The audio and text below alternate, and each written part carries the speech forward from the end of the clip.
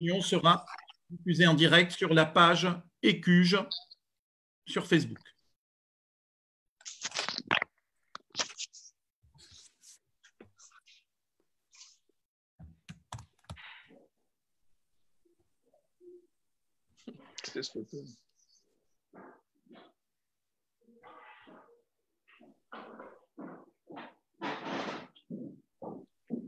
Voilà.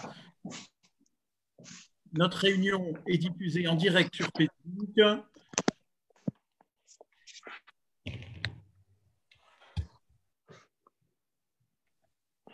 Voilà. Donc, Raïm, est-ce que tu nous rejoins? Il est là. Ça y est, Raïm, tu es avec nous. Bien. Merci beaucoup. Bienvenue à vous toutes et vous tous qui nous regardez dans ce moment, cet événement en direct où nous allons relayer vos questions aux dirigeants des institutions juives. Je vais passer immédiatement la parole à mon président Yves pour une petite introduction. Je vous présenterai ensuite nos invités et nous démarrerons les questions. Cher Yves. Bonjour à tous, merci tout d'abord à nos intervenants pour avoir accepté mon invitation. Merci aussi à tous ceux qui nous rejoignent sur Facebook ou sur l'application Zoom. C'est une première pour nous. Vous êtes très nombreux puisque nous atteignons à peu près les 400 ou 450 personnes. L'ECUJ a pris l'initiative d'organiser cette rencontre devant l'étendue de cette crise sanitaire sans précédent qui entraîne des conséquences humaines et des conséquences économiques qu'on ne pouvait pas imaginer il y a encore 2 mois. Cette crise s'est étendue à l'ensemble du monde. Notre pays est gravement touché, la communauté nationale est gravement atteinte et notre communauté, semble-t-il, est gravement atteinte elle aussi. J'ai considéré qu'il était de la responsabilité de l'ECUJ de donner la parole aux représentants que vous êtes des grandes institutions juives de France. Je sais que vous rappelez sans cesse dans toutes vos interventions les règles de distanciation sociale, mais vous devrez encore les rappeler ce matin à cette veille de Pessah, car il en va de notre responsabilité tant individuelle que collective. Vous voudrez bien nous décrire l'état de notre communauté face à cette crise, car nous recevons en particulier sur les réseaux sociaux des informations plus que préoccupantes et quelquefois contradictoires.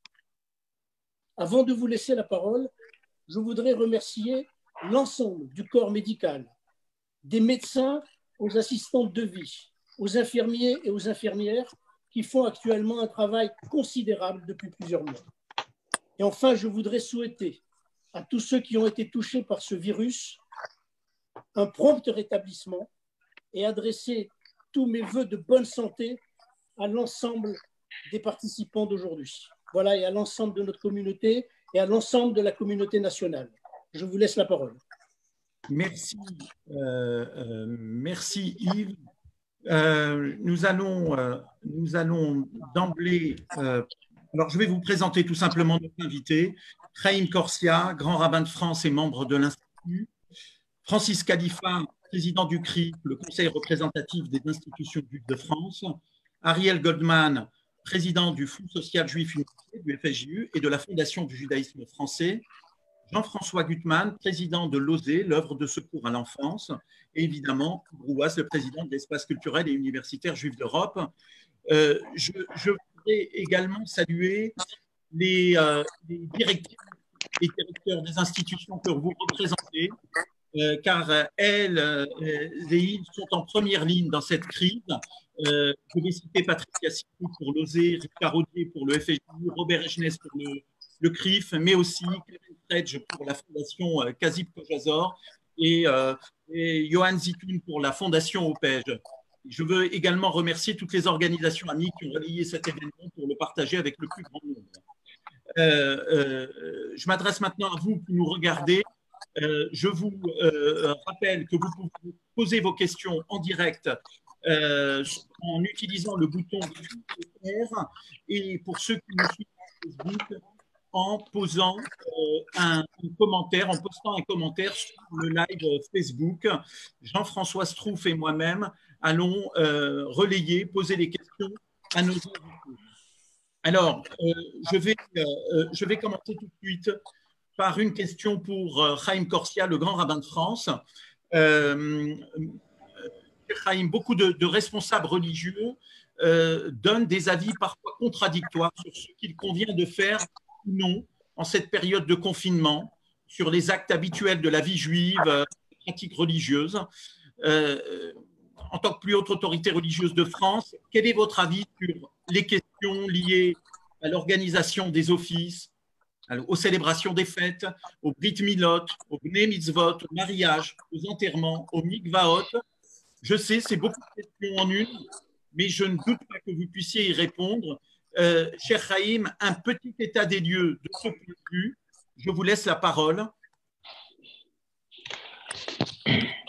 Bien d'abord, merci pour avoir organisé ce rassemblement, qui est important parce qu'il s'agit de rassurer aussi notre communauté. Je suis heureux que, comme on l'a dit à plusieurs reprises, qu'on réussisse à mettre dans des temps de crise ce que nous avons toujours été capables de faire dans les temps de sérénité, c'est-à-dire travailler ensemble, tous ensemble. J'ai avant toute chose une pensée pour les familles qui sont frappées, qui ont des personnes qui se battent contre le virus. J'ai encore eu ce matin des rabbins qui sont hospitalisés, des familles qui prient. Je fais régulièrement des prières pour ces personnes. On avait le Shabbat mondial et on a fait ces prières. Donc, moi, je trouve que le plus important, c'est de ne pas rester inactif. Maintenant, nous sommes dans un État qui a édicté des règles et ces règles, on les a non seulement respectées, mais on les a très souvent précédées. Nous avons, et c'est un sacrifice, fermé les synagogues parce que c'était un risque de propagation du virus. Et je peux vous assurer que c'est quelque chose que j'ai fait en conscience. On l'a pesé, pensé avec le président du consistoire, avec le Grand de Paris, avec l'ensemble des rabbins. Nous avons assumé cette décision. Nous avons, et je vous remercie les rabbins qui continuent à pratiquer les cérémonies d'obsèques dans des conditions terribles. Il faut être moins de 15, parce qu'on dit 20, mais il faut intégrer aussi les personnels des pompes funèbres. Donc ça veut dire moins de 15, c'est-à-dire tout juste minyan, parfois il n'y a pas minyan. Mais je veux vraiment rassurer les familles qui se disent est-ce qu'on a bien fait? Oui, on ne peut pas faire le Kaddish, mais on le fera après. Et ce qui est important, c'est qu'on fait chaque fois aussi bien qu'on peut dans les conditions qui sont les nôtres. Donc, nous avons fermé les synagogues, nous avons réduit tous les contacts au strict minimum, et pour les obsèques, je vous l'ai dit, on fait ce qu'il faut, et c'est difficile parce que c'est incroyable de faire des obsèques avec 12 personnes, alors qu'on sait qu'il y a une mitzvah d'être présent pour les obsèques. Mais au-delà de ces cérémonies, ce qui est incroyable, c'est l'inventivité. Et moi, je préfère focaliser sur l'inventivité des rabbins, des communautés, des présidents, ce que vous faites aujourd'hui. C'est-à-dire qu'à travers Zoom, à travers beaucoup d'applications, il y a eu une autre façon de faire société. Et je crois que ça, c'est une immense capacité d'adaptation. Et ça, on doit essayer de la partager à l'extérieur. Je sais que mes amis catholiques et protestants font la même chose, des musulmans font aussi la même chose. Donc, il y a, à travers la technologie, la possibilité de recréer du lien. Maintenant, pour les fêtes, il faut vraiment marteler ce message à tous nos auditeurs. C'est important de rester confiné dans l'état où nous sommes maintenant. Parce que ce serait terrible de déconfiner et de se transmettre le virus et de faire de cette fête le départ d'un foyer de propagation du virus. Donc, il faut vraiment garder la ligne qui a été la nôtre, celle du judaïsme. Plus, on sera assuré de nous protéger de ce virus. Je rajoute, mais alors vraiment parce que je suis rabbin, qu'il faut un peu que je parle de Bible quand même, c'est qu'à Pessah, il y a cette notion d'enfermement et de libération. Je crois que jamais on ne le vivra aussi intensément que cette année. Il faut accepter de rester enfermé. On peut faire le Seder en français pour ceux qui ne savent pas. Je sais bien qu'il y a beaucoup de personnes qui ne savent pas forcément bien lire en hébreu, c'est pas grave. Faites le CD en français, lisez les commentaires en français, et après le déconfinement, eh bien, on pourra refaire de belles fêtes, et j'espère que Shavuot sera la grande fête qui nous permettra de rattraper tout ce qu'on n'aura pas fait ensemble, en famille, à Pessah. Bien, merci Raïm. Il y a beaucoup de questions très précises concernant la pratique, les briques milotes. On y reviendra. Je crois que je vais laisser la parole à Jean-François qui va poser une question à Francis Calif. Oui, bonjour à toutes, bonjour à tous. Francis, la période du confinement, c'est aussi beaucoup de théories complotistes et antisémites. Le CRIF est à l'œuvre. Est-ce que vous pouvez nous indiquer quelles sont les actions que vous menez sur ces questions précises? Bien, écoutez, bonjour à toutes et à tous. Je voudrais, si vous me permettez, bien évidemment, avant de vous expliquer ce qu'il fait, de rappeler ce que c'est qu'Internet aujourd'hui dans cette période difficile, m'associer aux remerciements qui ont été adressés à l'ensemble des personnels, qu'ils soient médicaux, rabbiniques, qu'ils soient dans les commerces également, les VTC, à l'ensemble de ces personnels qui sont en première ligne dans cette guerre, dans ce combat que nous menons contre ce virus et qui perturbe nos vies au quotidien. Et je voudrais aussi, avec votre permis, je t'interromps pour te dire que à l'image, ça bouge beaucoup. Donc peut-être si tu peux stabiliser voilà, ta caméra, parce que ça bouge beaucoup à l'image. Bien, bah écoutez, je voudrais également profiter de l'occasion qui m'est donnée pour remercier les dirigeants de l'ECUJ et en premier lieu son président Yves Roas, son directeur général Gadi Bgui et Jean-François Strouf qui ont pris l'initiative heureuse de cette conférence sur Zoom qui nous permet d'abord de nous retrouver, d'abord de répondre aux questions que les uns et les autres peuvent se poser et également d'exprimer à travers cette conférence, à travers Zoom, d'exprimer une solidarité pleine et entière avec l'ensemble de ceux qui ont été touchés et affectés par ce terrible virus, qu'ils aient été touchés par la maladie et qui, grâce à Dieu, s'en sont sortis. Et malheureusement également exprimer toute ma compassion à tous ceux qui ont eu à subir des décès autour d'eux. Et je crois que c'est important dans ce moment de penser à eux très fort. Et monsieur le rabbin, vous avez raison, on aura l'occasion, bien évidemment, d'exprimer toute cette solidarité avec force lors des cérémonies qui seront organisées après que nous ayons vaincu ce virus. Alors oui, cette période est particulière, comme toutes les périodes.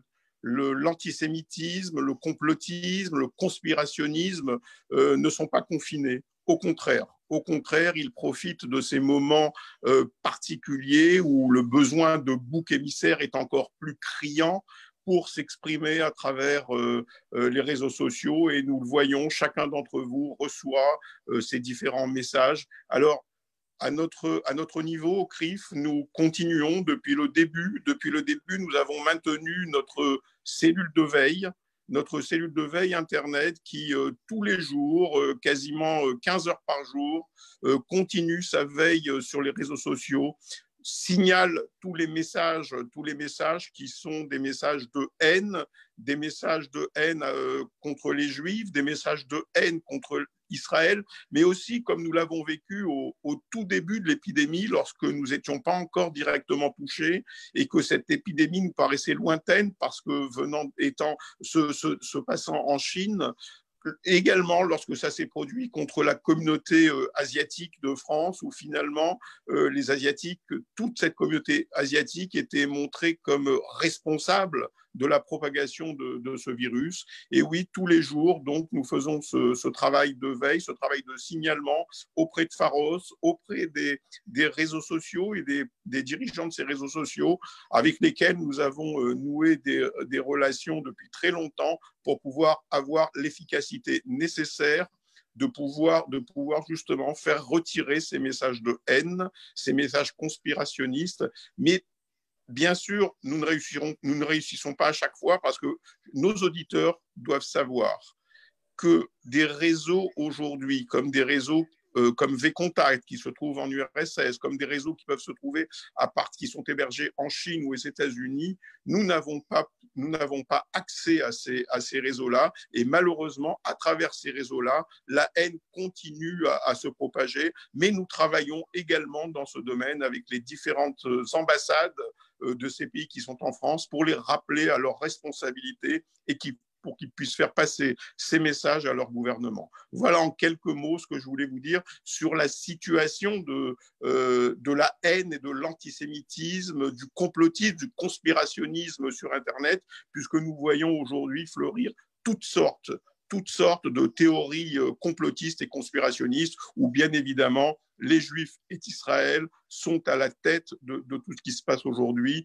Nous avons vu également au niveau économique faire porter la responsabilité sur les banquiers juifs qui allaient profiter de cette crise, qui allaient profiter de cette crise économique. Donc vous voyez tout le panel de cet exercice, nous le vivons au quotidien aujourd'hui et nous essayons autant que faire se peut de se battre, de continuer cette lutte contre tout ce qui se passe aujourd'hui sur les réseaux sociaux. Alors juste Gad, une seconde, le message qui revient beaucoup sur Facebook, c'est « Bravo, ça rassure de vous entendre ». D'accord Jean-François. J'ai une question pour Ariel Goldman. Il apparaît, cher Ariel, que la communauté juive est particulièrement touchée par le virus. Quelle analyse, quelles en sont les raisons d'après vous?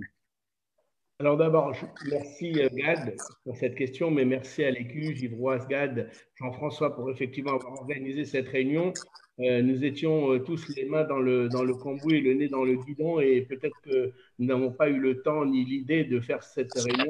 Très bien, je voulais m'associer également aux paroles qui sont prononcées de refoua shelema pour les malades, de compassion pour tous ceux qui ont perdu des proches, avec un mot particulier pour une personnalité qui devrait être avec nous ce matin, qui est le président du consistoire, Joël Mergui, qui est encore hospitalisé. Et je voulais lui dire combien nous pensons tous fort à lui et à sa famille. Refoua shelema. Pour répondre à ta question, cher Gad, effectivement, on s'est aperçu dès les premiers jours que la communauté était plus visée et même on savait quelques jours avant qu'elle serait plus visée. Pour deux raisons à mon avis, mais peut-être que les autres intervenants ont leur propre analyse. La première raison, c'est que nous avons l'habitude de nous réunir probablement plus que les autres avec les Shabbats, les fêtes, cette vie de famille, cette notion de la famille juive qui est parfois moquée au travers de la mère juive, mais la mère juive, ce n'est que l'illustration de la famille juive et peut-être que ces regroupements d'enfants, petits-enfants, grands-parents ont été multiples. Et puis, il y a eu la fête de Pourim, il faut le dire, où de nombreux rassemblements n'ont pas été annulés, alors que d'autres communautés, d'autres synagogues ont prévu d'annuler ces rassemblements, ont anticipé, je pense en particulier à ma communauté qui est celle de Boulogne, mais bien d'autres qui n'ont pas réuni ces michtés, d'autres ne l'ont pas fait. On sait que c'était une cause d'aggravation, puisqu'on voit aujourd'hui combien la distanciation sociale est nécessaire et combien, a fortiori, des rassemblements de plusieurs dizaines de personnes. Et je crois que ces rassemblements ont malheureusement causé de nombreuses victimes blessées. Et il ne faudrait pas, je rebondis sur ce qu'a dit le grand rabbin tout à l'heure, il ne faudrait pas que, partant de bonnes intentions, et on dit toujours que l'enfer est pavé de bonnes intentions, que sous couvert de vouloir réunir les grands-parents, les oncles et les tantes au CEDER, on ait une deuxième vague.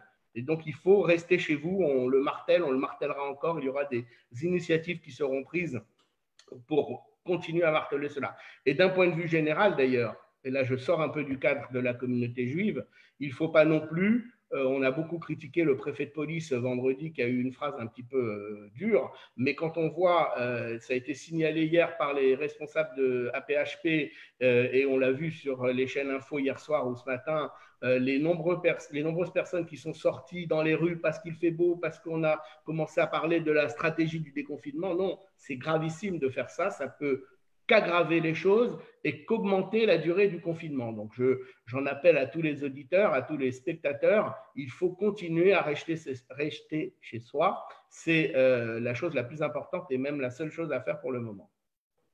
Alors, une des questions qui revient également, Ariel, c'est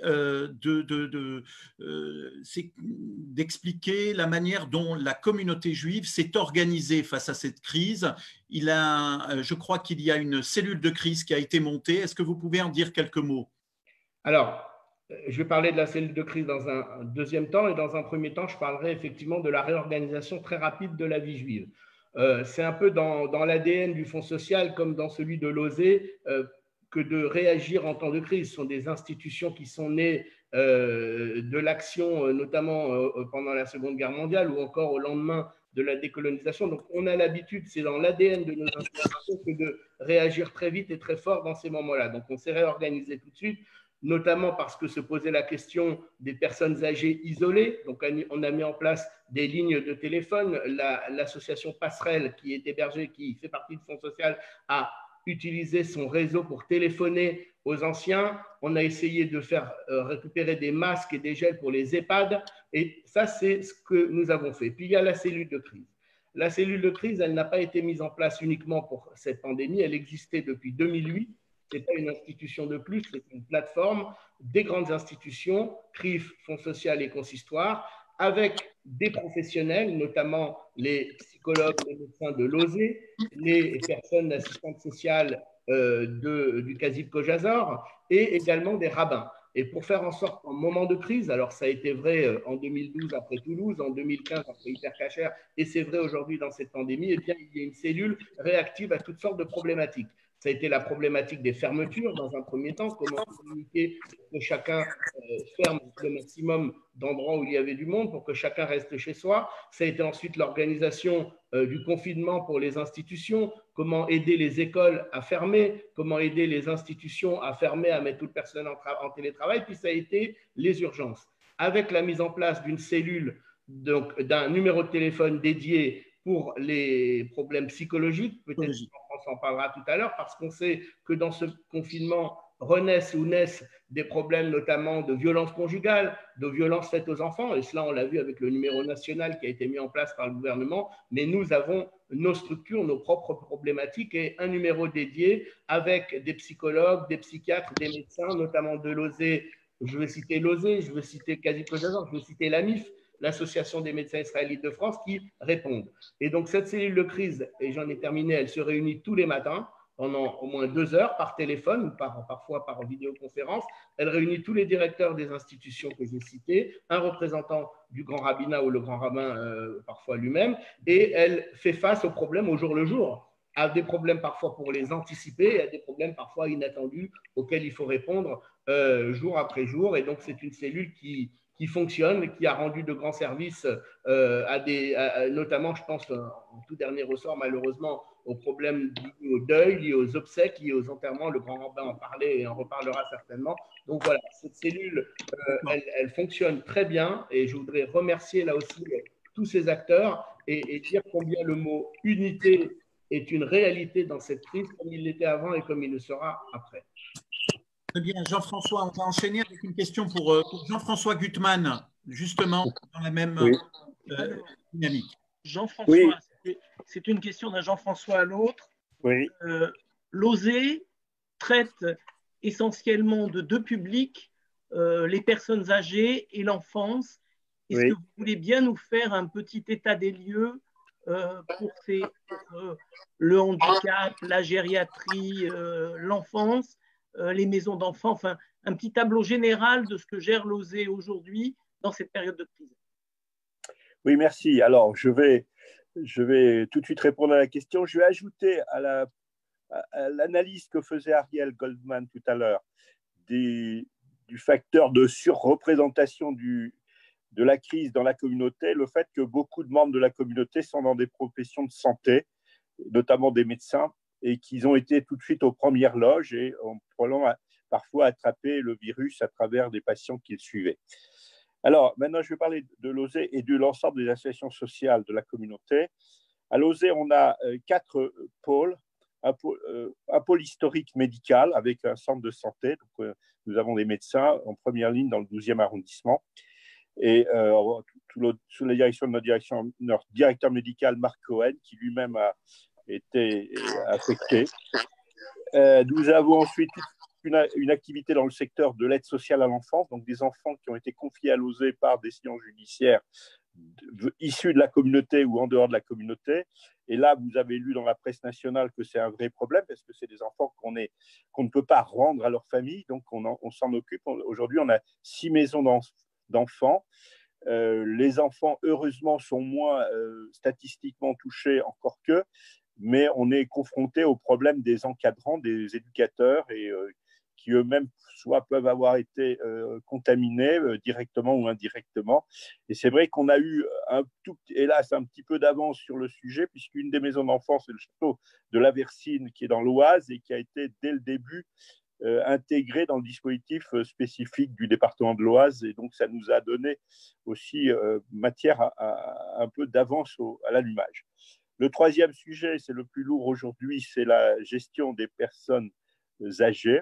Alors, à la différence d'autres associations, je pense au CASIP, à la Fondation Rothschild, nous n'avons pas d'EHPAD en direct, mais nous avons beaucoup de structures d'aide complémentaires au maintien à domicile, ce qu'on appelle des EHPAD de jour, c'est-à-dire qu'on accueillait des personnes âgées dépendantes pour 2, 3, 4 jours par semaine, et elles rentraient chez elles à domicile. Alors, il est clair que dès le tout début, avant même les décisions politiques gouvernementales, on a fermé les maisons et on a demandé aux professionnels de faire du télétravail, de suivre tous les habitués de ces maisons en direct par téléphone ou par vidéoconférence quand ils le peuvent. Et on a évidemment élargi cela maintenant à travers une cellule de crise qui réunit, et une cellule d'action, une ligne directe qui réunit l'ensemble des acteurs du champ social de la communauté à Paris et dans les grandes villes de province. Donc c'est l'OPEJ, l'OSE, le CASIP-COJASOR, le CASIM, l'ASJ, le CASIL, le CASIN, le CASIT à Toulouse, et avec le partenariat fort de l'AMIF, l'Association des médecins israélites de France. Donc voilà, aujourd'hui, vous avez sur les sites les coordonnées de cette ligne directe pour avoir du soutien psychologique ou avoir une possibilité de parole. Et puis le dernier sujet, qui est peut-être aussi un des plus compliqués, c'est le handicap. Alors, il y avait des situations de handicap où les gens fréquentaient des structures tout en étant à la maison. Donc là, on fait comme on le fait pour les personnes âgées. Mais on a aussi 2 structures de handicap qui sont à des internats, dont le Centre Raphaël. Et là, on est un peu comme dans la situation des EHPAD, c'est-à-dire qu'on a maintenu ouvert avec les difficultés du moment s'agissant de personnes très fragiles. Voilà le panorama.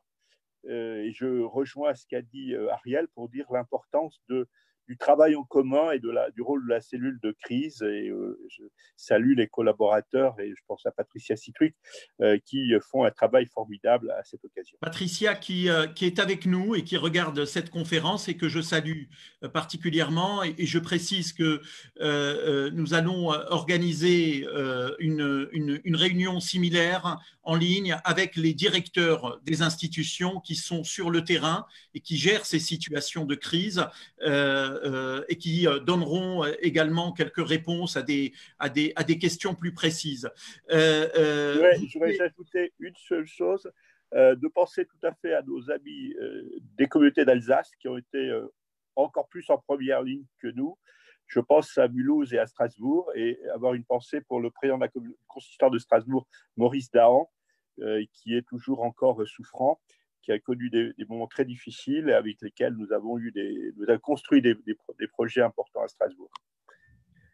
Très bien, vous avez tous relevé cette question d'unité, cette coordination franche entre l'ensemble des institutions, des organisations de notre communauté, une initiative unitaire également et solidaire est en place par les CUJ. Ça concerne les paniers de Pessah. Yves, vous voulez nous en dire quelques mots? Oui, bien entendu, comme chaque année depuis plus de 40 ans, l'action de solidarité de l'ECUJ s'inscrit dans la campagne des paniers de Pessah. Cette année, bien entendu, nous avons quelques difficultés à faire notre collecte. Je voudrais vous dire qu'il y a environ 1400 familles pour lesquelles nous avons distribué des bons d'achat. Ces bons d'achat qui sont à présenter à nos partenaires fournisseurs de produits alimentaires. Ces bons ont une valeur d'environ 50 à 150 euros selon la composition des familles bénéficiaires. Le budget total de cette opération avoisine les 100 000 euros. Compte tenu des conditions particulières, bien entendu, cette année, nous rencontrons quelques difficultés à collecter auprès de nos donateurs habituels ou de nos donateurs potentiels.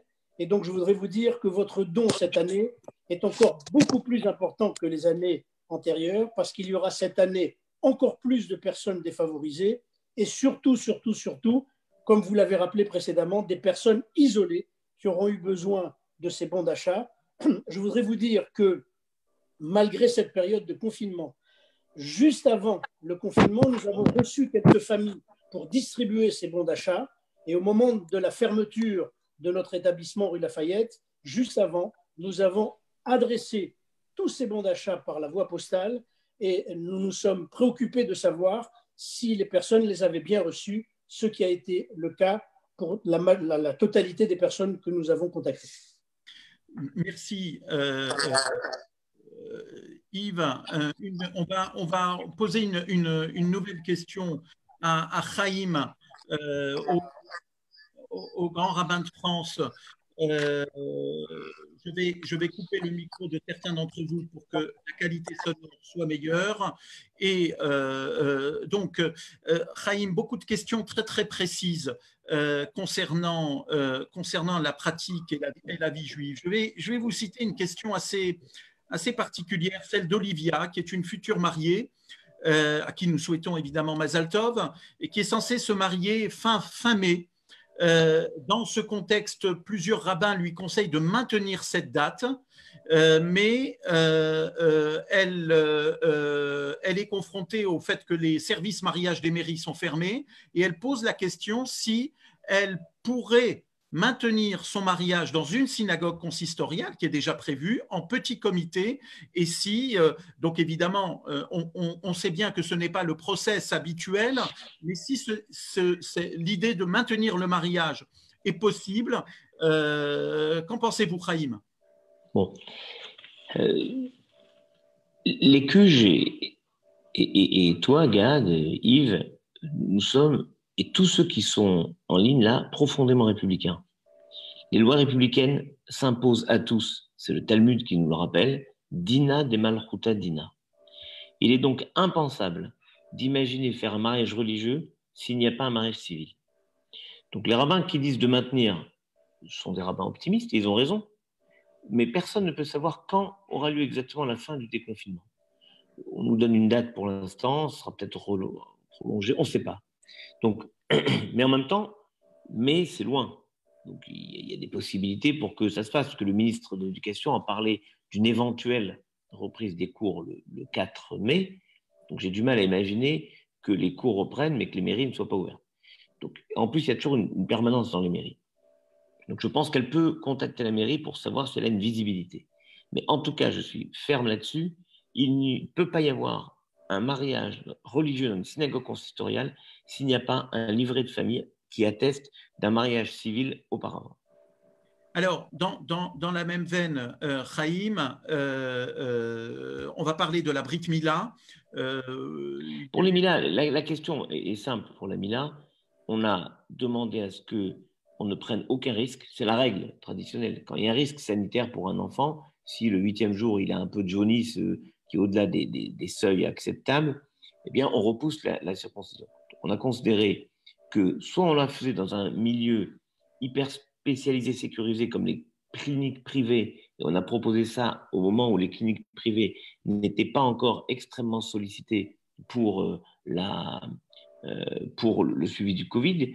Mais si on ne peut pas trouver un système dans une clinique avec un Moël, je crois que l'intelligence et le bon sens propose de repousser parce que c'est un danger réel. Le Moël ne peut pas garder de distance par rapport au bébé, par rapport au Sandak. Donc, on est dans une situation un peu compliquée. Si on nous parle des fins de confinement, disons mi-avril, de toute manière, toutes les naissances maintenant ne sont pas impactées et celles qui ont eu lieu avant, eh bien, on trouvera à les faire, évidemment, il n'y a aucun souci. Alors, Roger pose une question très très précise, Chaim, concernant la Brit Mila. Si la Brit Mila est repoussée, qu'en est-il de l'annonce du prénom du bébé qui est annoncé habituellement lors de la Brit? Et il demande si il faut qu'il annonce le nom commun et qu'il attende la Brit Mila pour annoncer le nom hébraïque. Qu'en Ben pensez-vous? voilà. Ben voilà, il n'a qu'à l'appeler X, voilà. Mais oui, on annonce le prénom. De toute manière, en réalité, quand on dit qu'on n'annonce pas le prénom, c'est le prénom hébreu, celui qui est porté quand on montrera la Torah. Mais le nom d'appellation courante, le bébé, il l'a. Quand les grands-mères ou les grands-parents sont un peu intelligents, ils arrivent à zoomer. Ça s'est fait récemment. Il y a des parents qui n'ont pas voulu donner le nom, mais ils ont montré la photo du petit. La grand-mère, qui était plus futée que les autres, a zoomé sur le bracelet porté par le bébé. Et donc, voilà, et elle a trouvé le prénom.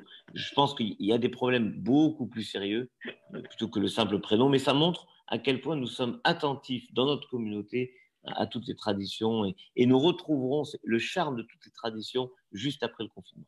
Alors, il n'y a pas que des questions, il y a aussi sur Facebook des injonctions. Et cette injonction, elle correspond exactement à la réponse de Chaim Corsia. Quelqu'un écrit « Soyons citoyens, soyons un exemple ». Bien. Jean-François, tu peux garder la parole pour poser une question à Ariel. Alors, Ariel, question tout à fait essentielle. Qu'est-ce qui se passe pour le monde scolaire, puisque tu as un département des écoles et des élèves? Qu'est-ce qui est fait pour le soutien, par exemple, aux élèves confinés? Un petit mot en arrière par rapport à ma réponse de tout à l'heure. Évidemment, j'ai oublié de citer le réseau ESRA qui est essentiel dans cette opération, qui est un réseau du Fonds social et qui, jour après jour, depuis le début de la crise, non seulement appelle les seniors isolés qui ne sont pas dans les EHPAD, mais leur fait porter les repas et les provisions bien avant les paniers de Pessah. Alors, sur le scolaire, ça a été aussi un sujet qui a été abordé immédiatement. Tout d'abord, la direction de l'action scolaire, avec son directeur, a aidé les écoles à fermer parce que quand le gouvernement a annoncé la fermeture des écoles, il y a tout un tas de problèmes pratiques, logistiques, légaux qui se sont posés. Et donc, eh bien, la direction de l'action scolaire, comme elle le fait toujours dans le domaine légal et réglementaire, a aidé chaque école à procéder aux questions de chômage partiel, pas chômage partiel, fermeture. Et puis, il y a eu la mise en place dans de nombreuses écoles des cours par Zoom. Donc là aussi, nous avons aidé de façon logistique les écoles qui parfois n'avaient pas tout le matériel ou n'avaient pas toute la connaissance technique. Eh bien, la direction de l'action scolaire a fait le nécessaire. Un mail est envoyé tous les jours à tous les directeurs des écoles pour leur expliquer ou leur donner le suivi des règles édictées par le ministère de l'Éducation nationale et pour qu'elles soient toutes informées en temps réel par les décisions, qu'il s'agisse du bac, du brevet ou tout simplement de la vie scolaire en général. Et puis, il y a aussi une initiative assez intéressante qui a été lancée avec notre direction de la jeunesse, c'est le lancement d'un blog parents juifs au bord de la crise de nerfs pour les accompagner dans la gestion de la situation improbable. Et j'entendais ce matin le grand rabbin dans une très belle émission que je vous invite à regarder en replay sur France 2 avec le rabbin Kassabi sur la crise Covid-19 et le grand rabbin de France rendait hommage aux instituteurs, aux professeurs, aux directeurs des écoles juives pour leur dire, et je veux le dire ici aussi, combien on apprécie et combien on est conscient quand il y a ces mesures de confinement du rôle qu'ils ont et du travail qu'ils font auprès de nos enfants. Et bien donc il y a ce blog qui est animé à la fois par la direction de l'action scolaire et par la direction de la jeunesse du Fonds social, donc parents juifs au bord de la crise de nerfs. Et puis il y a eu aussi des initiatives qui ont été prises par la direction de la jeunesse pour des conférences en house party ou en Zoom de tous les mouvements de jeunesse pour des actions. Et je veux saluer notamment la très, très, très forte mobilisation de l'UEJF, qui a été vraiment qui est un partenaire moteur dans cette crise, que ce soit pour la diffusion des messages, que ce soit pour l'acheminement des repas ou des paniers aux personnes âgées, ou le bénévolat en ligne téléphonique, et puis également les EI. Là aussi, c'est sûrement dans l'ADN et dans les gènes de ces deux mouvements de jeunesse. Il n'y a pas tellement de hasard, mais les EI qui font, comme chaque année, un énorme travail au moment de Pessah, mais qui l'ont commencé, nécessité oblige, bien avant cette année. D'accord. Une question que je pourrais poser à chacun d'entre vous, mais que je vais poser à Francis Khalifa, président du CRIF. Francis, qu'en est-il au regard de la situation de la communauté juive, probablement plus, comme vous l'avez indiqué, en proportion dans la communauté nationale. Qu'en est-il des liens ou des rapports avec les pouvoirs publics? Est-ce qu'il y a des liens plus évidents, directs, qui permettent de faire un suivi de la situation, donc les liens entre nos institutions et les pouvoirs publics? Ben écoutez, les liens sont des liens qui ont toujours existé et qui se poursuivent malgré cette crise. Et j'ai envie de dire qu'ils se développent encore plus à cause de cette crise, puisque nous avons encore une fois besoin d'exprimer, de s'adresser au pouvoir public pour avoir des réponses que la communauté peut se poser. Alors, ils sont ces liens, bien évidemment, dans le domaine des rapports avec le ministère de l'Intérieur, qui, lui, gère tous ces problèmes qui sont liés au culte, bien sûr, mais qui gère aussi avec le ministère de la Justice, qui gère également tous ces problèmes qui sont liés justement à ce développement exponentiel justement de l'antisémitisme et de la haine sur les réseaux sociaux en cette période particulière justement où la recherche de bouc émissaire, et on sait que le bouc émissaire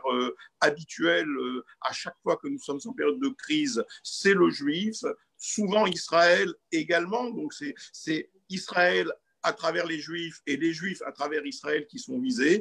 Et cela, bien sûr, nous met dans une situation où nous sommes en constante relation avec les pouvoirs publics pour essayer de voir comment l'on peut faire cesser, comment l'on peut corriger ce qui se passe actuellement sur les réseaux sociaux à chaque fois que ça peut se faire. Et je crois que c'est important. Et moi, je voudrais revenir, si vous me permettez, puisque j'ai la parole quelques instants, je voudrais revenir sur la maturité dont fait preuve notre communauté. Et je crois que c'est le sens même d'une communauté qui est atteint à sa pleine maturité que de traverser cette crise dans une telle unité et une telle solidarité. Je crois qu'il faut le rappeler, il faut le dire. Bien sûr que lorsque tout va bien, nous sommes toujours unis pour mener ensemble les combats que nous devons mener.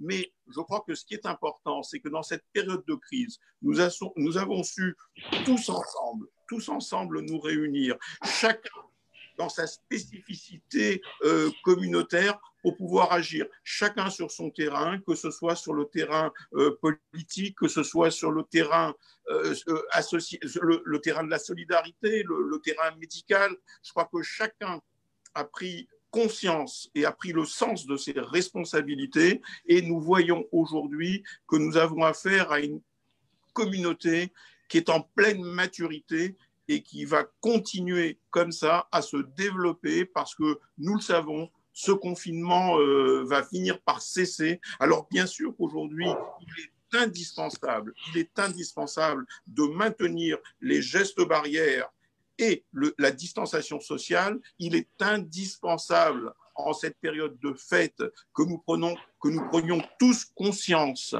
qu'il faut maintenir le confinement familial tel qu'il est aujourd'hui. Ne mettons pas en danger nos parents, nos grands-parents ou même nos enfants en voulant nous réunir cette cellule familiale à l'occasion de cette fête. Je crois que notre responsabilité à tous, et c'est pas la responsabilité des dirigeants communautaires, notre responsabilité à tous, c'est de faire en sorte que ce confinement soit respecté intégralement, car plus et mieux nous respecterons ce confinement, et plus vite nous arriverons à la phase de déconfinement. Je crois que c'est ça notre responsabilité, mais c'est la responsabilité de chacun et de chacune.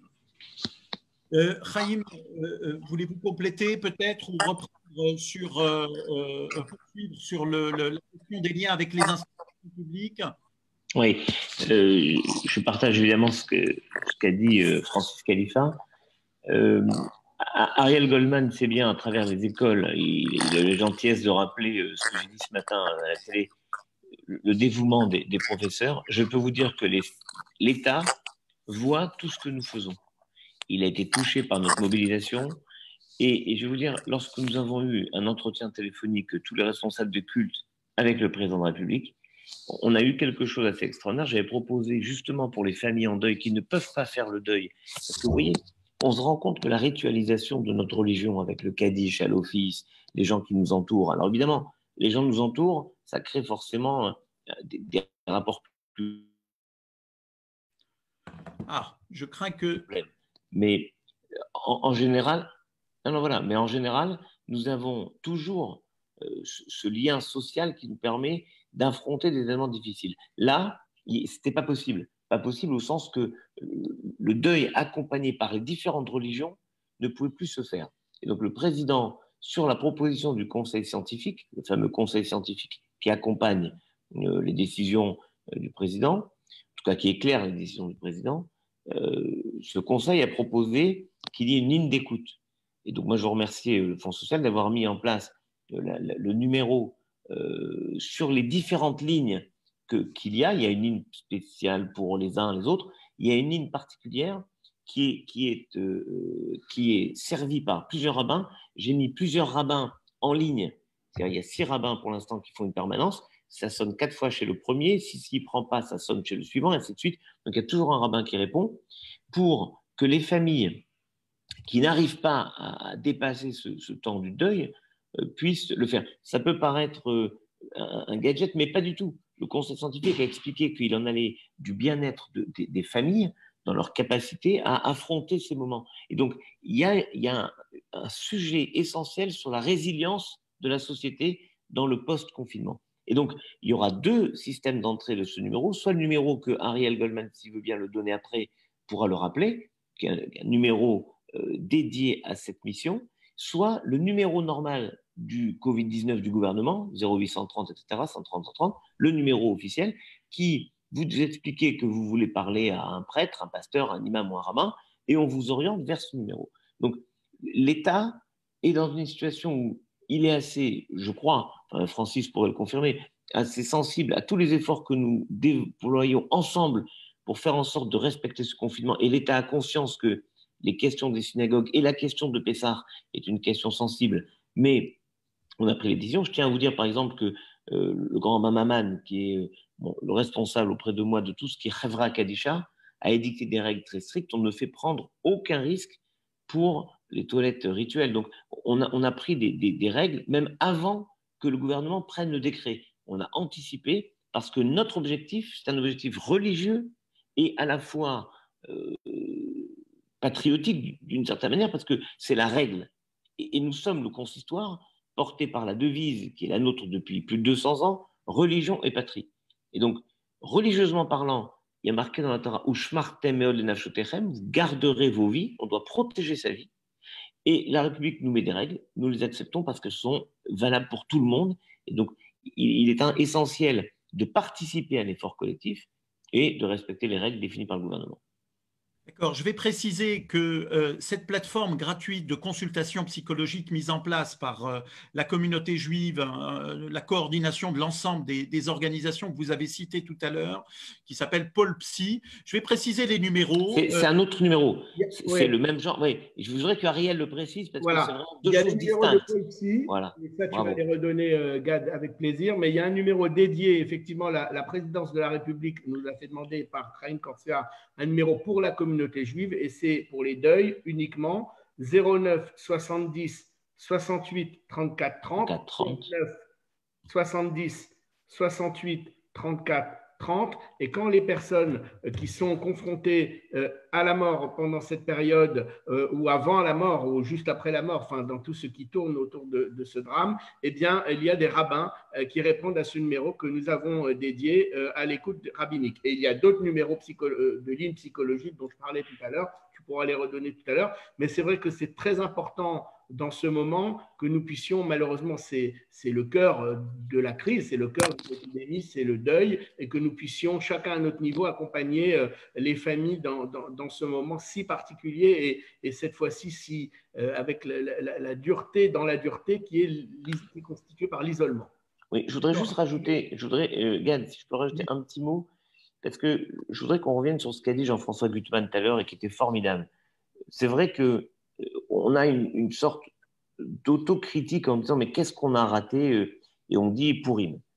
Je voudrais vous rappeler juste que le consistoire, et vraiment Joël Mergui et moi, avec le Grand de Paris, nous avions pris des décisions très strictes avant Pourim, limiter les gestes, enfin, on avait déjà mis en place les gestes barrières. Moi, il se trouve que la veille, le Shabbat avant Pourim, j'étais en déplacement à Villeurbanne, j'ai exigé le gel à la synagogue, j'ai serré la main à personne, je lui ai dit pourquoi, j'ai embrassé personne.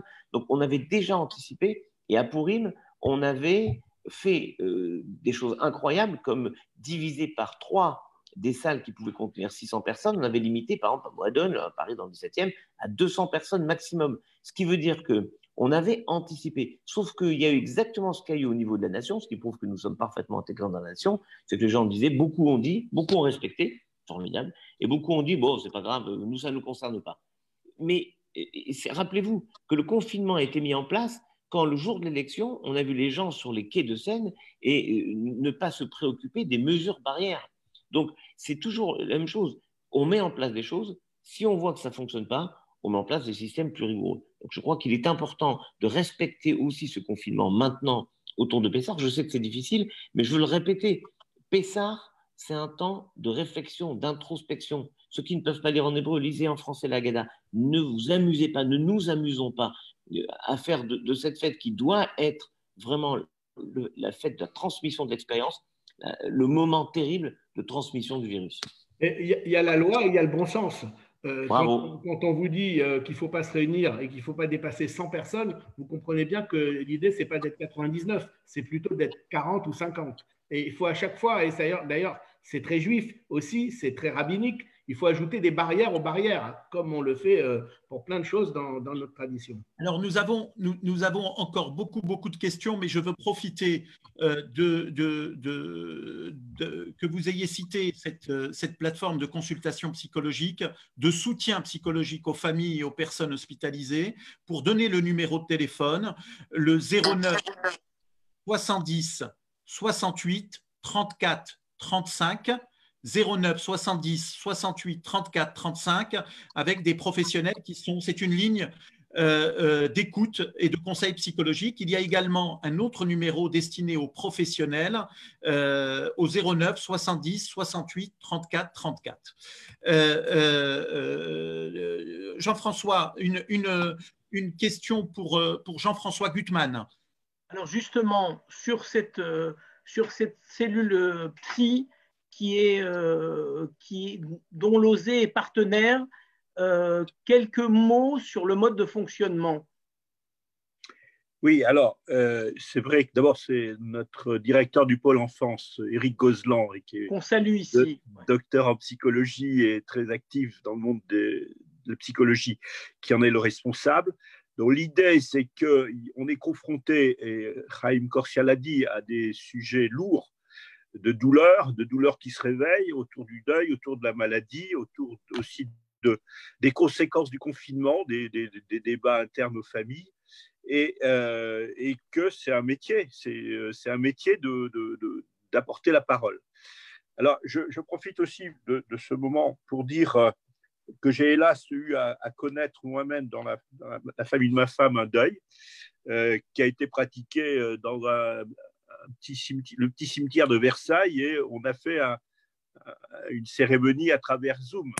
Et c'était aussi très émouvant, c'est-à-dire qu'il n'y avait personne dans le cimetière, mais il y avait 200 ou 300 personnes qui assistaient de la terre entière, de San Francisco à Natania, Jérusalem, Boston, Toronto. Donc on voit une autre façon de célébrer la mémoire de nos anciens. Voilà, ça va aussi nous faire réfléchir pour l'avenir.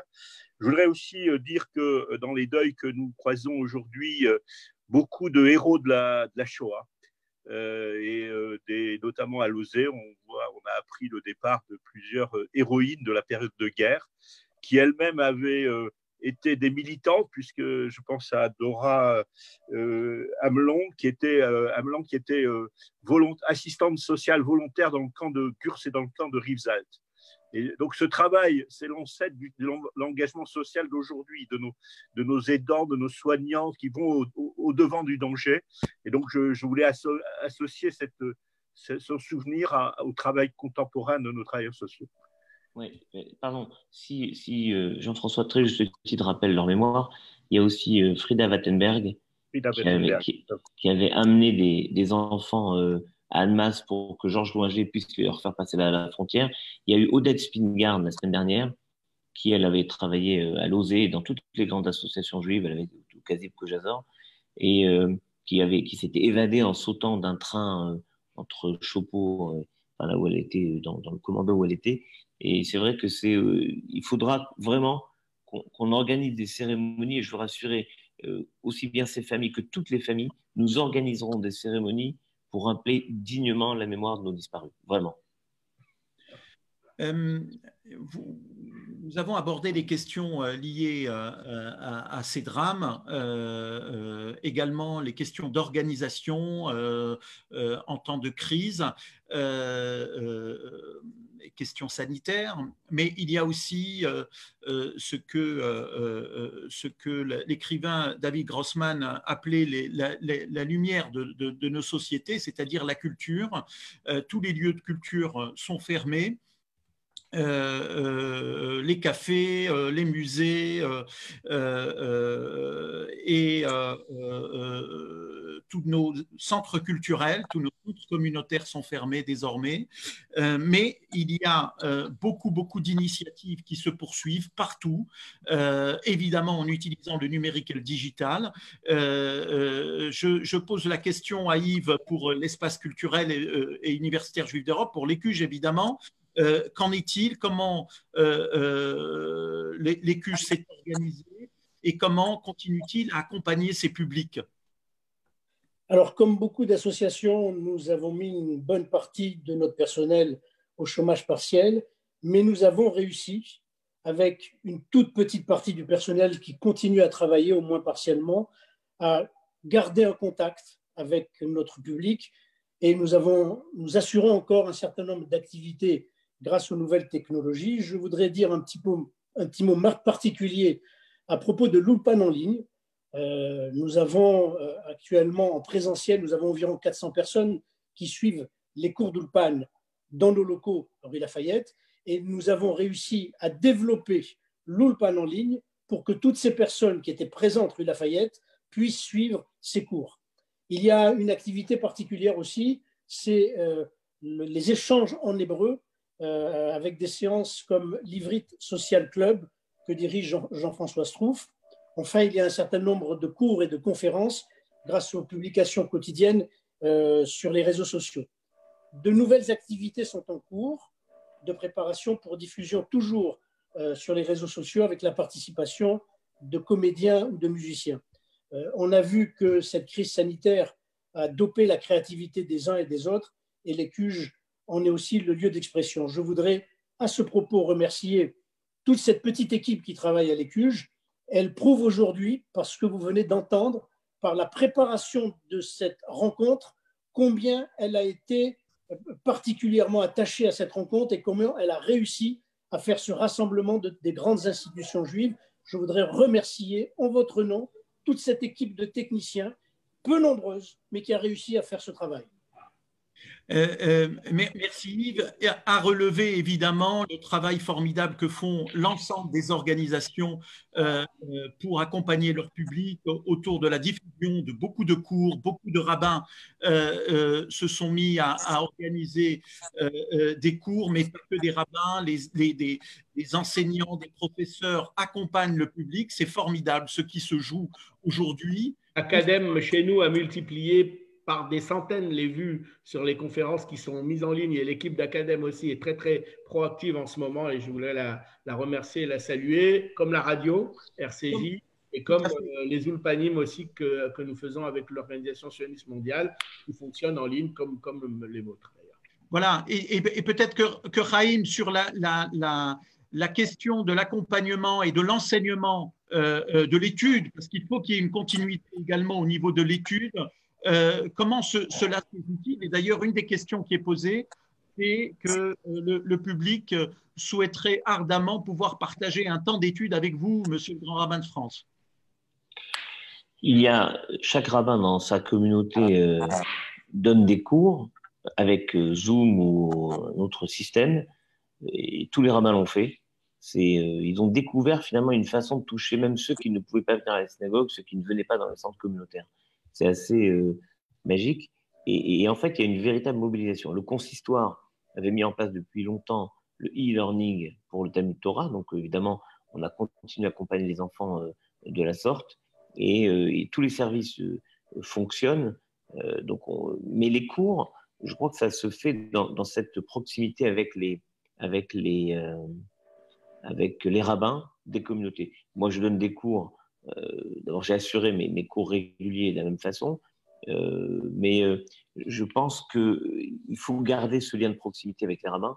Et évidemment, les rabbins le font avec beaucoup de talent, d'inventivité et un grand dévouement, parce qu'il y a même des rabbins qui étaient malades, qui ont continué à faire leurs cours, tout en se battant contre cette maladie, qui est vraiment affaiblie de manière incroyable. Et ils me le disent, et je passe beaucoup de temps à les appeler, il y a un effort à faire. Et je crois que c'est peut-être le sens profond du psaume « Mima Amakim Kiratira Hashem », des profondeurs, je t'invoque Seigneur. C'est pas parce que nous sommes enfermés, nous sommes empêchés dans nos relations sociales habituelles qu'on ne doit pas réinventer d'autres relations, d'autres types de relations sociales. Et c'est cette capacité à toujours s'adapter qui est la force de résilience du peuple juif. Et je crois qu'on doit contribuer à instiller cette force de résilience dans l'ensemble de la société française. Jean-François, quelques questions sur Facebook. Alors oui, il y a une question qui revient énormément et qui est, Monsieur le Grand Rabbin de France, cher Chaim, qu'est-ce qu'on fait pour les familles qui veulent passer un seder sur Zoom? En fait, il y a un débat qui a pu avoir lieu en Israël. Les rabbins en Israël, et en tout cas en France, nous avons tranché, on n'utilise pas Zoom pour le seder. Le Pessah est un Yom Tov. Yom Tov, c'est un jour où on ne touche pas l'électricité dans les modalités habituelles de Yom Tov. Donc, il n'y a aucune raison de changer la règle pour permettre aux uns aux autres de voir la grand-mère, le grand-père, les enfants, les petits-enfants. Je comprends la motivation qui est celle de dire c'est terrible, on passe Pessah seul, mais l'enjeu ici, c'est de passer un Pessah spirituel, de donner du sens à ce qu'on vit. L'enjeu n'est pas de contourner le confinement, soit de le contourner directement, ce qui serait tragique, soit de le contourner avec les méthodes modernes. Autant dans la semaine et à Chol HaMoed, on pourra parler avec la famille comme on veut, avec FaceTime, Zoom, ce que vous voulez, mais au moment de la fête, notre règle est claire et nette, nous l'avons adoptée avec l'ensemble du rabbinat français, il est impensable d'utiliser Zoom pour faire un seder. Je vais vous dire, c'est un peu comme lorsque, par le passé, des gens ne sachant pas lire, mettaient le disque ou mettaient la cassette. À l'époque, il y avait des cassettes, il y avait des disques. Donc, vous mettez le disque, mettez la cassette pour faire le seder. Bon, on pourrait se dire rétroactivement, c'est ce qui a permis au judaïsme de se maintenir, de se transmettre malgré tout. Mais là, aujourd'hui, on est dans un système où il y a tellement d'accessibilité au savoir, aux conférences. Ariel Goldman, très justement, rappelé tout à l'heure, acadèmes qui donnent des conférences surtout.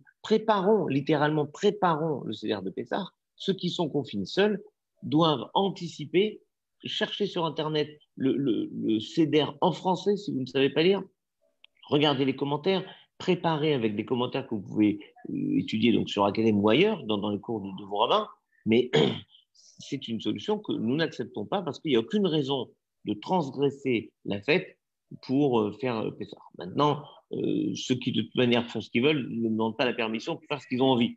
Donc, je dis simplement, il n'y a pas de bonne conscience à se dire, là, puisque c'est une situation extraordinaire, alors on peut faire.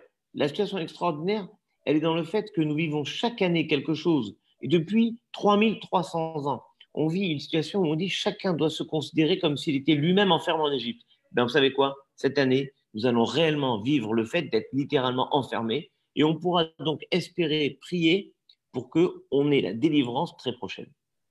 Alors, juste une petite seconde pour saluer nos amis de la Fondation Rothschild et son directeur général, Ron Azoghi, qui sont avec nous pendant ce direct. Deuxième question, Chaim. Le choix, parce qu'il y a des gens qui se sont connectés entre-temps, le choix entre je ne sais pas lire l'hébreu, je lis en phonétique, je lis en français. Qu'est-ce qui serait mieux?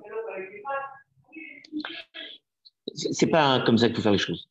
Il faut que ça ait du sens. Et moi, de toute manière, depuis très longtemps, quand mes invités à ma table, il y en a qui ne savent pas lire, et ben, ils lisent le passage qu'ils doivent lire, ils le lisent en français. Et après, les commentaires se font en français, évidemment.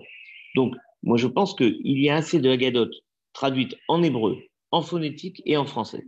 Donc, chacun trouvera forcément chaussure à son pied. Et mieux, chacun peut mixer. Il y a des passages qu'on va lire en hébreu. Je crois que c'est important de lire Manishtana en hébreu. Manishtana, ça se chante. Alors, je ne sais pas si on chante, quelle différence. C'est moins marrant que Manishtana, Laïlazé. Donc, il y a des passages qu'on lira peut-être en phonétique pour ceux qui ne savent pas lire en hébreu. Mais il y a d'autres passages, il faut lire en français parce que le sens qu'il porte nous éclaire aujourd'hui. C'est le propre de toutes nos traditions. Nous ne commémorons pas la sortie d'Égypte. Nous remémorons la sortie d'Égypte, nous la revivons et croyez-moi, cette année, nous la revivrons réellement. Alors, autre question qui s'adresse cette fois sans doute plus à Francis Khalifa. Comment se passent les contacts au quotidien avec les autorités de la République? On a parlé des questions d'antisémitisme, de complotisme. Est-ce qu'il y a des choses particulières qui se déroulent entre les institutions juives et les autorités de la République? Je pense que Francis a répondu en grande partie à cette question il y a quelques instants, et Chaim également d'ailleurs. On va peut-être aborder… Juste, pardon Gad, si je peux rajouter un petit mot. Oui. C'est comme Jiminy Cricket, là, qui est le petit conseiller qui est sur l'épaule. Ron, dont tu parlais tout à l'heure, vient de m'envoyer un texto pour me dire quelque chose de très intelligent. Il me dit, rien n'empêche les familles de se réunir par Zoom 1 heure, 2 heures avant la fête, le premier soir. Ils se réunissent, ils se souhaitent bonne fête, ils éteignent les téléphones, ce qu'on fait tous pendant les fêtes. Et croyez-moi, se retrouver un peu sans ces agressions permanentes du téléphone, sans cette sollicitation permanente de tous nos réseaux sociaux, ça fait du bien. On arrête le téléphone pendant la fête, on célèbre les 2 jours de fête parfaitement et on se redit bonne fête après la fête. Mais on peut se saluer avant la fête, se dire quelque chose, peut-être même chanter Chad Gadia. Et moi, je pense qu'il y aurait quelque chose de magnifique. C'est probablement des messages que j'enverrai au cours de la fête, pendant la fête. C'est que les chants de notre CEDER sont toujours des chants d'espérance. En Alsace, ça fera plaisir au grand rabbin Goldman, le papa de Ariel, qui, vous voyez, lui respectera aussi ses conditions parce qu'il va rester seul, lui, chez lui. Eh bien, le grand rabbin Goldman sait qu'en Alsace, on souhaite Baugut pour Pessah, qui veut dire construit bien. Parce qu'il y a un chant qui s'appelle Bimhera, Ibané, qu'on construise. En fait, c'est une forme de nouvelle société qu'on construit. Et moi, je souhaite, c'est mon vœu, qu'on puisse construire après Pessah une société peut-être plus intelligente, plus fraternelle, où on saura chacun protéger l'autre. Il s'agit maintenant de mettre déjà cela en place. Protégeons ceux que nous aimons en ne déconfinant pas et en respectant ces règles de la fête qui nous ont toujours protégés et qui nous protégeront cette année encore. Par contre, j'ai une bonne nouvelle pour nos amis marocains, mais pas que. La Mimouna pourra être faite sur Zoom. Et donc, moi, je lance un appel pour une Mimouna géante par Zoom avec un mur extraordinaire qu'on pourra faire tourner dans le monde entier par WhatsApp. Ça sera la Mimouna du siècle et probablement, comme le dit le grand rabbin, l'annonce d'une belle et d'une vraie libération. Chiche, on va inviter tous nos spectateurs à nous rejoindre pour une Mimouna virtuelle et faire la fête pour sortir au sortir de Pessah. Alors, nous recevons, je dois vous le dire, beaucoup de questions, particulièrement pointues, très précises. Évidemment, un certain nombre de points ont déjà ont déjà été abordés. J'ai une question pour toi, Ariel, concernant la gestion ou l'accompagnement des personnes isolées, des personnes en difficulté. Alors, tu as relevé tout à l'heure la mise en place d'une ligne téléphonique, mais qu'en est-il? Et je crois que ça concerne également Jean-François Gutmann, avec l'accompagnement des personnes âgées qui habituellement viennent en hôpital de jour, ou en tout cas viennent régulièrement dans des centres de logés. Aujourd'hui, toutes ces personnes sont confinées chez elles. Comment fait-on pour les accompagner individuellement? Alors, je réponds, depuis le début de la crise, le réseau ESRA, avec ses professionnels, avec ses bénévoles et Passerelle, ont mis en place un système proactif où ils téléphonent aux personnes âgées, isolées, pour leur demander si elles n'ont rien besoin, pour prendre de leurs nouvelles, pour maintenir le lien. Bien entendu, si vous connaissez des personnes qui sont dans ce cas, eh bien, vous pouvez appeler. Alors, je cherche le numéro de téléphone parce qu'il y a un numéro aussi spécial de ESRA au 01 55 43 11 20, 55 43 11 20 ou 01 55 43 11 29. Et si vous connaissez des personnes âgées isolées que vous voulez les signaler à ce numéro, ou bien évidemment chacun peut aussi appeler ses propres contacts de personnes âgées isolées. Il y a un système qui a été mis en place, comme je le disais tout à l'heure, pour leur livrer les commissions dans les normes requises, c'est-à-dire avec la distanciation sociale, en les prévenant à l'avance pour qu'elles n'aient pas peur non plus, parce qu'on a eu plusieurs cas que j'ai vécu moi-même de personnes âgées dont on m'a donné le numéro de téléphone, j'ai fait téléphoner par passerelle et les personnes âgées n'étaient pas forcément averties et ont eu un peu peur de cette intrusion. Donc, il faut faire très attention, toujours l'enfer pavé de bonnes intentions. Dans la bonne idée de vouloir créer du lien et faire téléphoner à une personne âgée, il faut prévenir avant la personne âgée qu'on connaît. Si, par exemple, il y a le cas qui se présente énormément en ce moment de familles qui vivent en Israël, il n'y a plus personne en France et il y a une grande tante ou deux grandes tantes ou des grands-oncles qui sont seuls en France.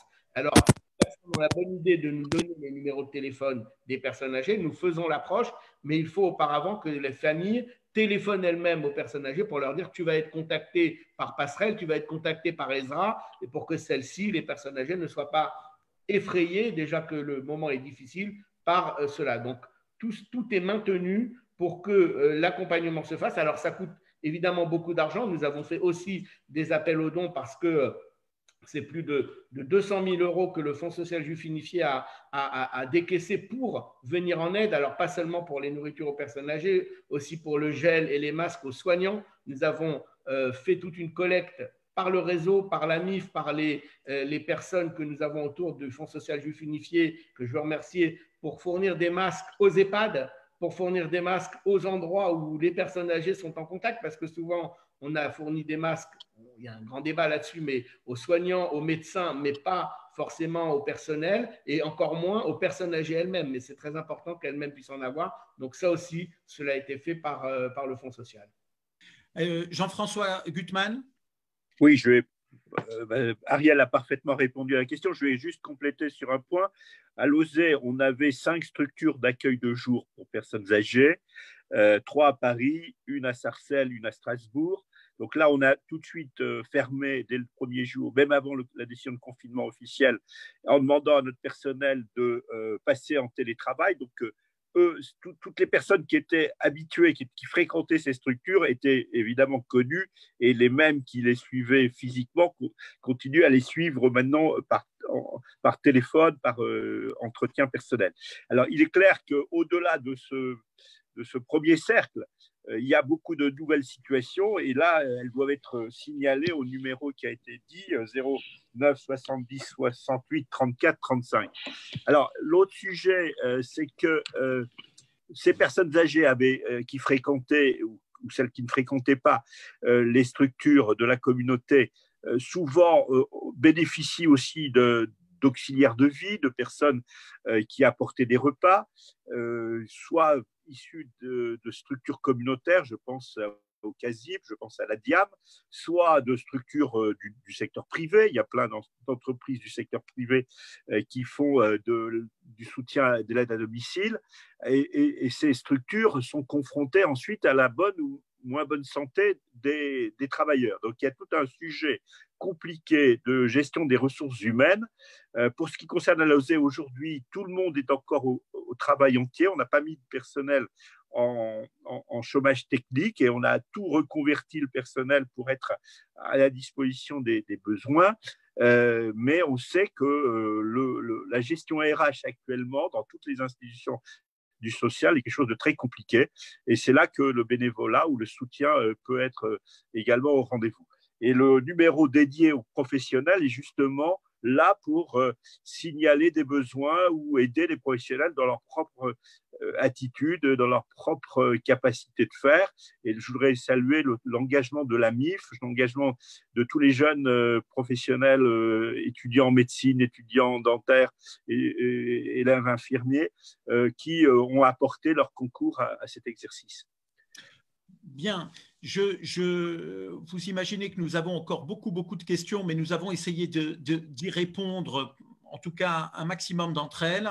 Je vais vous demander, chers invités, de conclure. On va faire un tour de table, si vous voulez bien, pour une conclusion de cet événement. Et on va commencer par Chaim.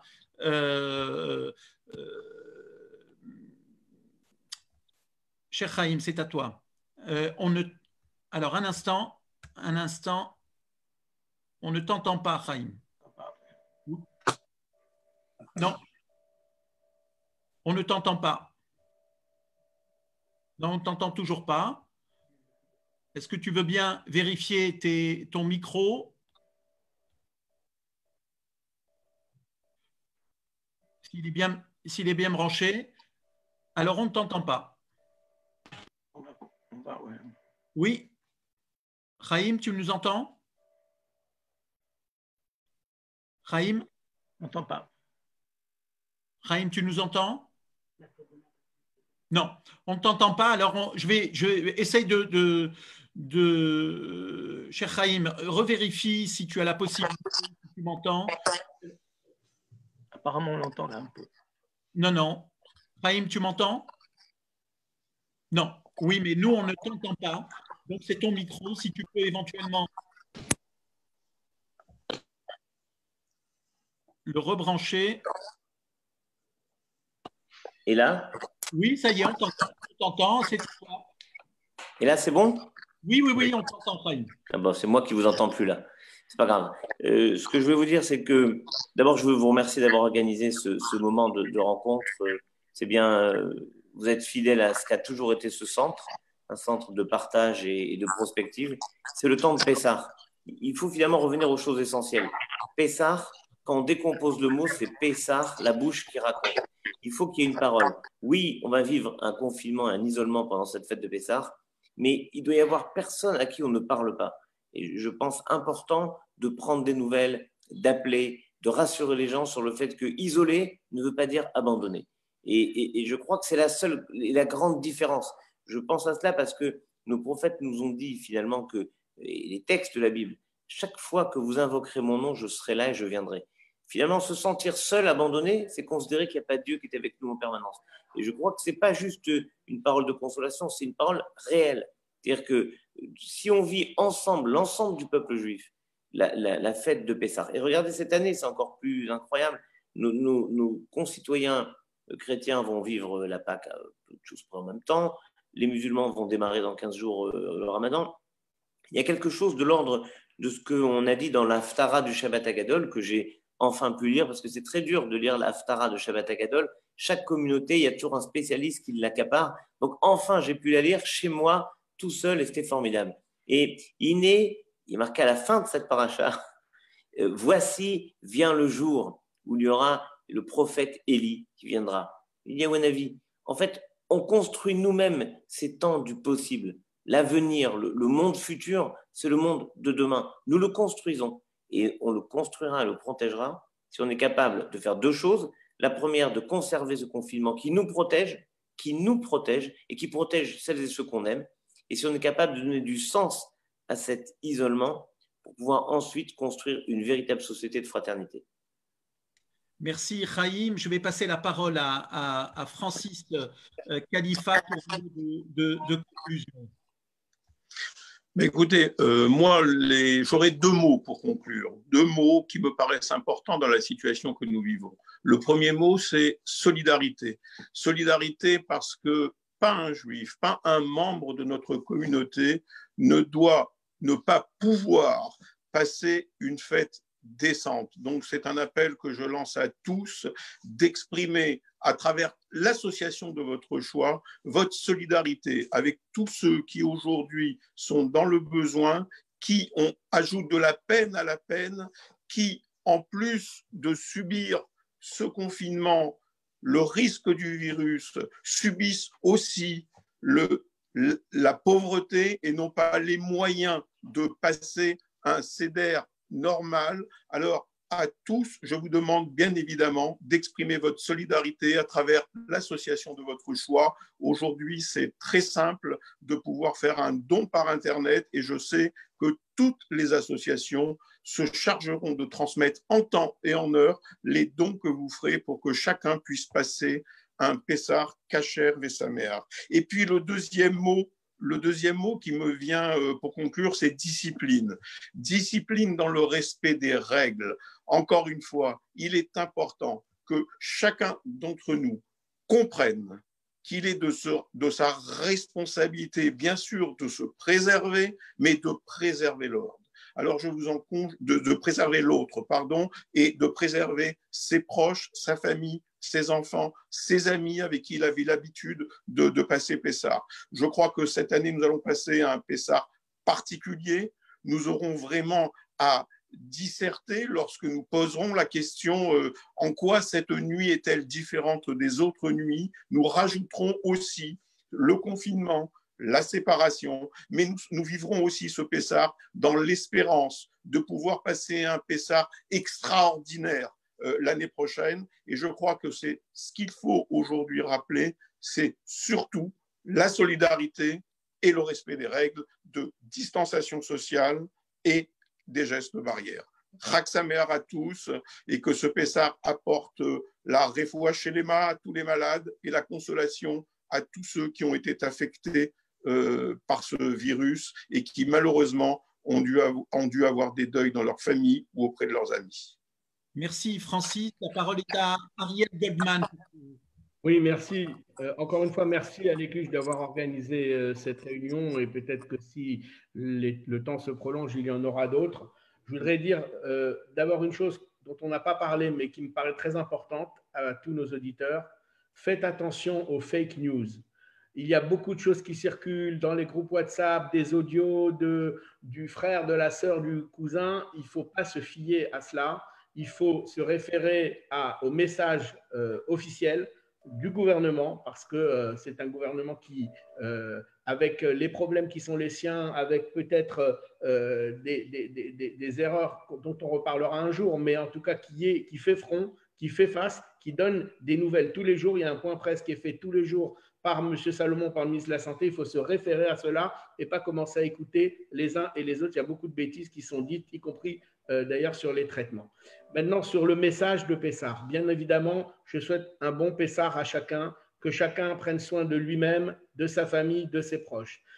La seule chose qu'on peut faire en ce moment, c'est de rester chez soi. C'est terrible, c'est tragique parfois, mais ça doit être pensé comme un bien. C'est un soin qu'on nous demande de rester chacun chez soi confiné. Alors, je vais transformer une phrase, et monsieur le grand rabbin ne m'en voudra pas.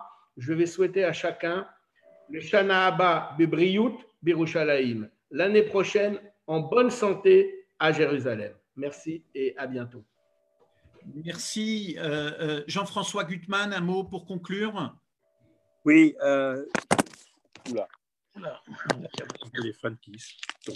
oui, je voudrais faire référence à celui qui a été mon maître, Ulrich Deutsch, qui disait jamais la communauté juive de France n'a été à la fois aussi frileuse et en même temps aussi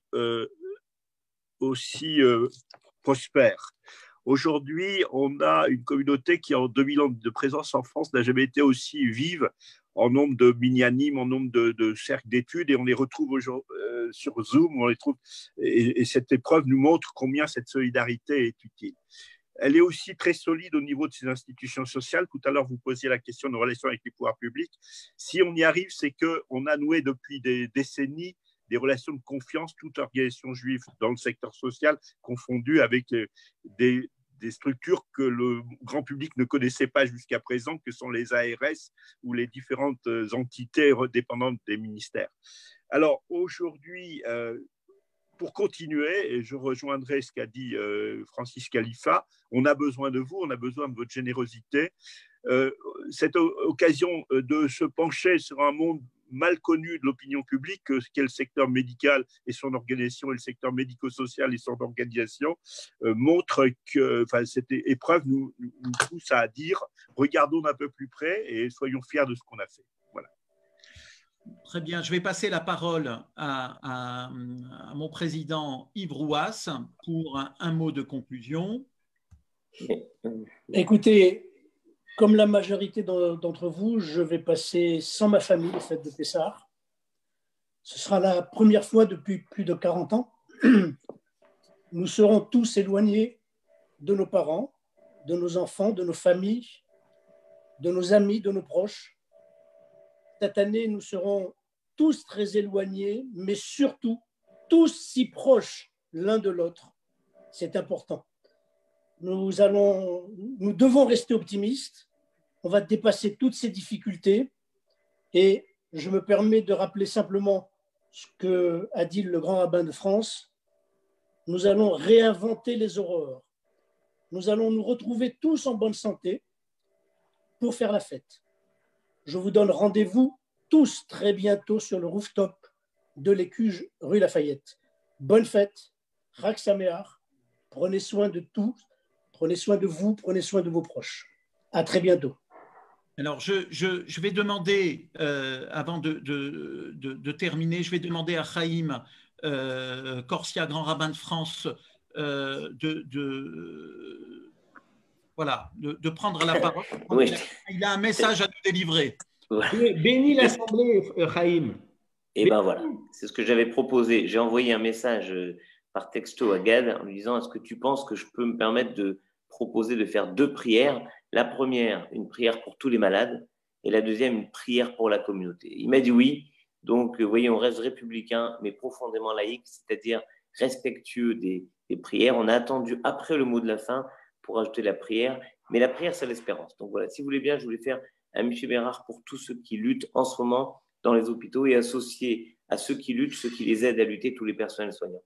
Et je le redis, Jean-François Gutmann a eu raison de le rappeler, nous avons beaucoup de membres de la communauté qui sont dans ce personnel soignant, et c'est peut-être aussi une des raisons de la propagation de l'épidémie, mais en tout cas, ils combattent tous ensemble. Michel Bérard a voté nous. Avraham, Yitzhak, Yaakov, Moshe, Verne, Shmuel, Yibarech, et Kol HaCholim Shel HaKeila. בעבור שאנחנו כאן במסחר זה הקדוש ברוך הוא שלהם רפואה שלמה. אל נא אין רפנה להם, אל נא אין רפנה להם, אל נא אין רפנה להם, ימשך כל עמו ישראל, לכן יהי רצון ולומר אמן. ובכלל הברכה, כל החולים של המדינה וכל החולים של העולם, לכן יהי רצון ולומר אמן. On a inclus tous les malades de France et du monde. Maintenant, une prière pour la communauté. Michel Bérard a voté nous en accord avec Moshe. Aaron. Alors, il faudra que tu la reprennes, Chaim. Je ne sais pas si tu nous entends. On est figé sur ton visage. Enfin, tu es figé. Moshe et Aaron. Alors, Chaim, il faudra que… La dernière bracha, on n'a pas entendu, tu es resté figé. La dernière bénédiction n'a pas été diffusée. Si tu peux bien la reprendre, mais on ne te retrouve pas. La qualité de la connexion n'est pas très bonne. Alors, nous avons pu tout de même bénéficier de cette bénédiction. Alors, je vais… Voilà, alors, Chaim, oui, on a quelques petits soucis de connexion, Chaim. Donc, Bien, nous allons tout simplement terminer cette réunion directe.